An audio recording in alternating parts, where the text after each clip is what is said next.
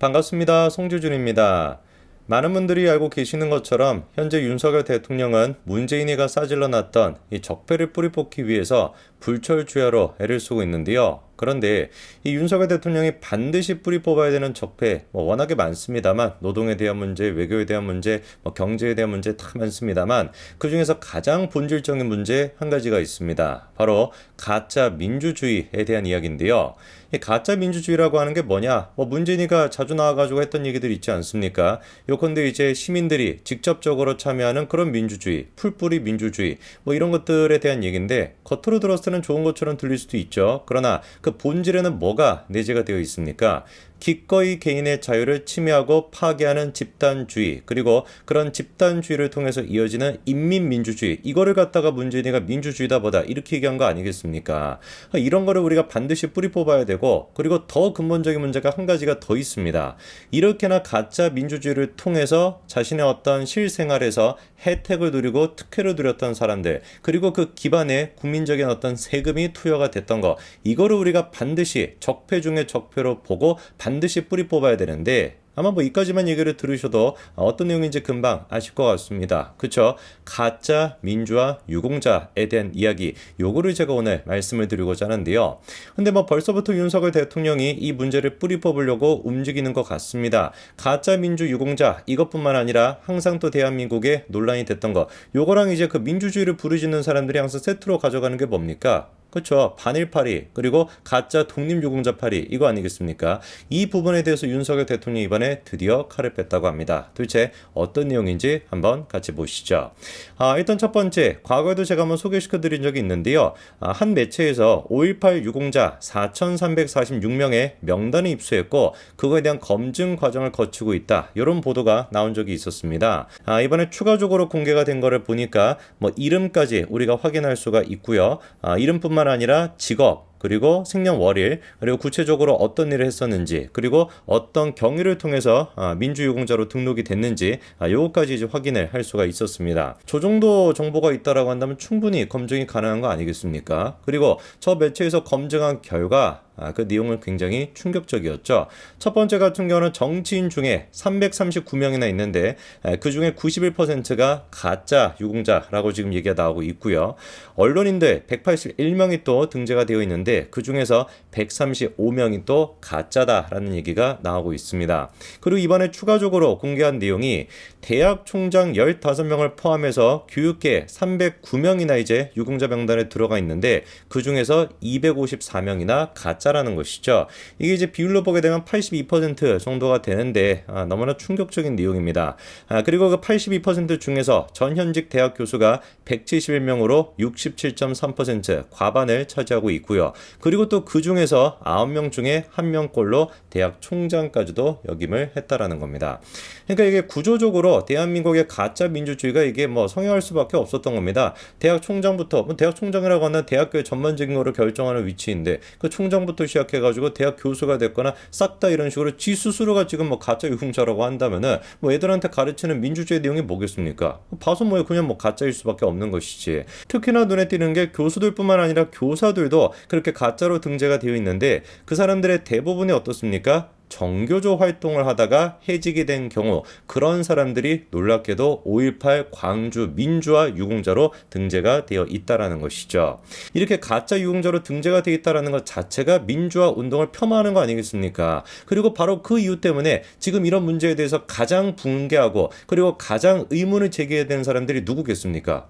진짜로 광주 민주화 운동을 해가지고 그렇게 정정당당하게 명단에 들어가 있는 사람들, 이분들이 지금 발 뻗고 나서가지고 분노를 해야 되는 거 아니겠습니까? 실제로 그런 분들이 계십니다. 명단에 들어가 있는 사람들 중에서 55명 정도는, 교육계 인사들 중에서 55명은 실제로 공적에 대한 피해 내용이 확인이 됐다라는 거예요. 이런 분들 같은 경우는 당연히 부당한 대우를 받은 거니까 어떻게 해야 되겠습니까? 우리가 유공자로 등재를 하고 세금이 들어간다라고 할지라도 국가적 차원에서 보상이 이루어져야 되겠죠. 그리고 이런 분들이 있기 있기 때문에, 진짜가 있기 때문에 가짜를 반드시 우리가 선별해내야 되는 것이고, 아직까지는 윤석열 정부에서 이 문제만큼은 건드리지 못하고 있는 상태입니다만, 진정으로 광주 민주화 운동을 우리가 기리기 위해서라도 반드시 가짜들을 색출해내야 된다, 저는 그렇게 생각합니다. 그리고 이제 또 민주화 운동, 가짜 민주화 운동과 항상 세트로 가는 게, 북한의 이제 그 인민민주주의를 주창하시는 사람들도 항상 이제 연결되는 게 뭡니까? 반일 뭐 이런 걸로 연결이 되죠. 대한민국도 마찬가지였던 것 같습니다. 특히나 이제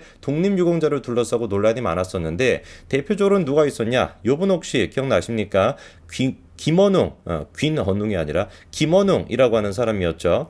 참 진짜 뭐 별의별 희한한 소리 많이 했는데, 이승만, 박정희 전 대통령이 친일파다, 뭐 이 정도는 약과이고요.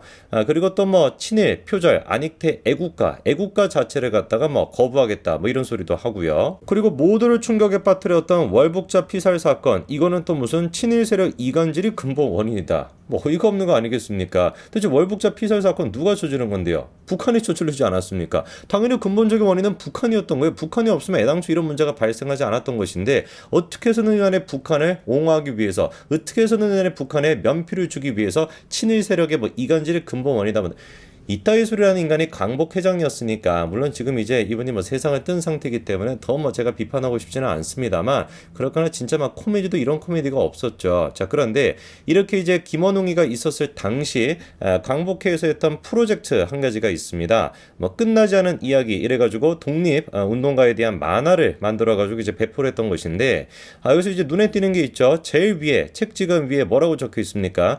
전월선이라고 나와 있고, 끝나지 않은 이야기 이렇게 지금 나와 있는데, 전월선이라고 하는 사람이 누구냐? 김원웅의 모친이십니다. 그러니까 김원웅이가 강복회장으로 있을 당시에 독립운동가에 대한 만화를 만들었고, 그 만화 중에 한 가지가 이제 자신의 모친 이 전월선 씨에 대한 이야기였는데, 근데 여기서부터 이제 뭐 기가 막힌 얘기가 나오는 것이죠. 전월순이가 명단에 2명이 들어가 있다라는 거예요. 근데 두 사람 중에 누가 진짜냐? 요거를 두고서 이제 논란이 있었습니다. 내용을 이제 보니까 전월선 씨가 친언니인 전월순 씨의 공적을 가로챘다, 뭐 이런 식의 의혹까지 나왔었는데, 이 의혹에 대해 가지고 김원웅이 뭐라고 당시에 해명을 했었냐? 어머니가 독립운동을 하기 위해서 가명을 사용했었는데, 그 가명 중에 하나가 뭐였다라는 거예요? 자기 언니 이름인 전월순으로 가명으로 활동을 했다라는 겁니다. 뭐 그래가지고 그런가 보다. 당연히 그렇지가 않겠죠. 그거에 대해서 우리가 끝까지 검증을 해야 되는 거 아니겠습니까? 근데 검증을 하다 보니까 놀라운 이야기가 한 가지가 더 나오는 것이죠. 전월순 씨에 대해 가지고 이제 우리가 조사를 하다 보니까 어떻게 된 것인지, 전월순 씨의 자녀가 재적부상으로 보면은 전혀 다른 인물의 자식들로 드러나게 됐다는 겁니다. 한마디로 얘기해가지고 전월순이라고 하는 이름만 같을 뿐인 것이지 사실상 완전히 다른 사람이었다라는 거예요. 김원웅이가 뭐 해명을 했던 것처럼 그냥 뭐 우리 엄마가 가명을 썼던 것이다, 친언니의 어떤 그 이름으로 가명을 썼던 것이다라고 했는데, 알고 보니까 자식들의 어떤 그 본적이나 출생, 그리고 또 뭐 사망 연원이 이런 걸 따져보니까 전혀 그냥 뭐 딴 사람이었던 것이죠. 그러다 보니까 이거에 대해 가지고 이름만 같은 사람인 것 뿐이지 다른 사람을 지금 올려놓고 가짜 독립 유공자 행색을 한 거 아니냐, 이런 식의 논란이 있을 수밖에 없는데, 그랬더니만 광복회에서 뭘 했냐? 놀랍게도 DNA 유전자 감정까지도 의뢰를 했습니다. 그리고 그 결과가 뭐였냐? 목의 혈통이 인정이 된다라는 것이었는데, 근데 생각을 해보십시오.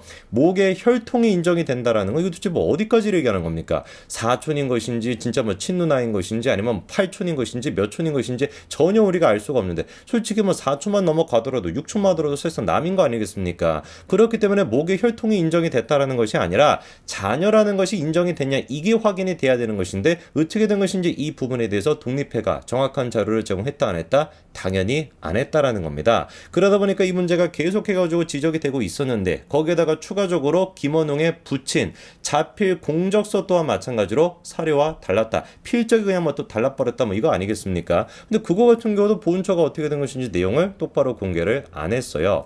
근데 뭐 뻔한 거 아니겠습니까? 민주화 유공자 이거를 둘러싸고도 몇 번이나 가짜에 대한 그런 논란이 있었는데, 하물며 독립 유공자라고 뭐가 다르겠냐고요. 북한에서 그 민주주의를 주창하는 인간들이 반일파리하고, 그리고 뭐 어디에 막 굽신거리는 그런 모습이 사실상 대한민국 주사 적합한 세력이라고 봐야 될 텐데 이런 인간이라고 뭐가 다르겠습니까? 똑같이 나타날 수밖에 없겠지. 반드시 우리가 이 문제를 해결해야 되는데 이번에 윤석열 정부가 가짜 독립유공자 서훈을 박탈하겠다라고 하는 걸 추진하고 있습니다. 그 대상자로 지금 되고 있는 사람이 손혜원의 부친이 됐거나 김원웅의 부친이 됐거나 그리고 뭐 조봉암이나 그리고 또 김가진에 대한 서훈 또한 마찬가지로 검토하겠다. 이렇게 지금 윤석열 정부 입장이 나와 있는 상태이죠. 저는 이게 제대로 가는 길이라고 봅니다. 아까 말씀을 드린 것처럼 가짜를 색출해내고 그리고 명단에서 빼는 거 그거야말로 진짜를 위해 가지고 우리가 예우하는 가장 좋은 첫 길인 거 아니겠습니까? 진정으로 5.18 광주 민주화운동을 위해서 그리고 진정으로 독립유공자들을 위해서라도 반드시 양쪽에 있는 가짜들을 색출해내야 되고 바로 또 그렇기 때문에 이미 스스로 명단에 들어가 있다라고 그렇게 자부심을 갖고 그렇게 떠들어댔던 사람들이야말로 먼저 나서서 가짜를 색출하자라고 하는 목소리를 내야 된다라고 봅니다. 뭐 상식적인 거 아니겠습니까? 오히려 목소리를 내지 않고 있다라는 것이야말로 우리가 의심을 해봐야 되는 이유 아닐까요? 왜 저 사람들이 자기가 그렇게 당당하게 진짜라고 얘기했는데 왜 명단을 공개하는 거에 대해서 검증하는 거에 대해서 입을 꾹 닫고 있을까? 본인 스스로 뭔가 캥기는 게 있어서는 아닐까? 이렇게밖에 우리가 생각할 수 없을 겁니다. 여기까지 말씀드리겠습니다. 감사합니다.